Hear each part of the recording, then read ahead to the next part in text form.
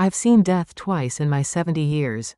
Once when I buried my husband, and again today. When the creature I loved most in this world tried to kill me. 6 in the morning, I laced up my hiking boots like always. The mountain trail behind my cabin in Colorado was covered in fresh snow, and I needed to get to town for my diabetes appointment. The shortcut through Ridgeline Pass would save me 30 minutes. Bear padded beside me, his gray fur dusted with snowflakes. People call him just a dog, but to me, he's everything. I found Bear 3 years ago at an animal rescue outside Denver. He'd been a search and rescue dog, pulled 17 people from collapsed buildings and avalanche sites. Then a beam fell on his back leg during his last mission. Couldn't work anymore, so his handler surrendered him. "Ma'am, this dog saved lives," the shelter volunteer told me. "But he's got a permanent limp now. Nobody wants a broken rescue dog." I looked into Bear's dark eyes and saw myself. My son lived in Seattle, called twice a year if I was lucky. After Harold died, I felt useless too. "I'll take him." For the first month, Bear wouldn't eat. He'd just curl up in the corner, staring at nothing. I made him warm chicken broth every day, held the bowl right under his nose. "Bear, you gotta eat. We can't both give up." On day 33, he licked my hand. Started eating. Started following me around the cabin. At night, he'd sleep beside my bed. People said, must be nice having company. It wasn't just company. Bear gave me a reason to wake up every morning. When I opened my eyes, he'd be watching me. When I made breakfast, his tail would wag. On our walks, he matched my slow pace. That's why I couldn't believe it when he attacked me this morning. 6:30, I grabbed his leash and headed for the trail.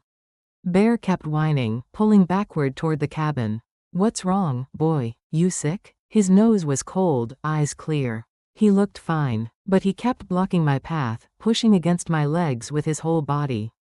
"Bear, I can't miss this appointment. Move." I stepped onto the trail.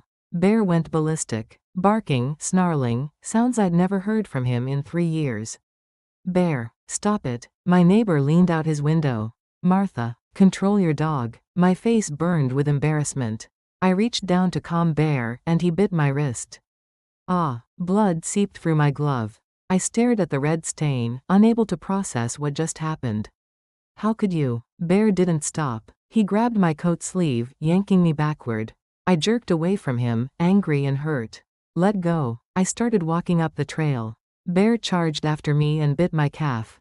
"Stop." I ran. A 70-year-old woman can't run fast, but fear pushed me forward. Behind me, I heard his paws crunching through snow, getting closer. Somebody help. But at dawn, nobody else was on the trail. Just me and the dog I thought I knew. I looked back. Bear's teeth were bared, lips pulled back in a snarl. The rescue dog who saved people was trying to kill me. "Why are you doing this?" I slipped on ice, crashed onto my knees. Bear was on me instantly, grabbing the back of my collar. He dragged me 30 feet down the trail, my face scraping against frozen ground. Then he let go. Bear walked back up the trail, stood where I'd been heading. Just stood there, looking at me. "Bear." I touched my bleeding wrist, my torn coat. Betrayal tasted bitter. After everything we'd been through. After I saved him, that's when I heard it. A deep rumble. Thunder? The sky was clear. The rumble grew louder, coming from above the trail. Then I saw it. The entire snow shelf above the pass was moving. Tons of snow breaking loose, cascading down the mountainside.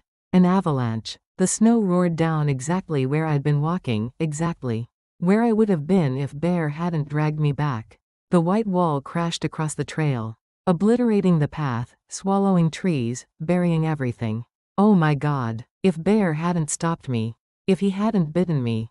If he hadn't pulled me away. Bear. But Bear was still up there, right in the avalanche's path. "Bear, run." He started trotting toward me, but too slow. The snow hit him like a truck. He disappeared into the white chaos.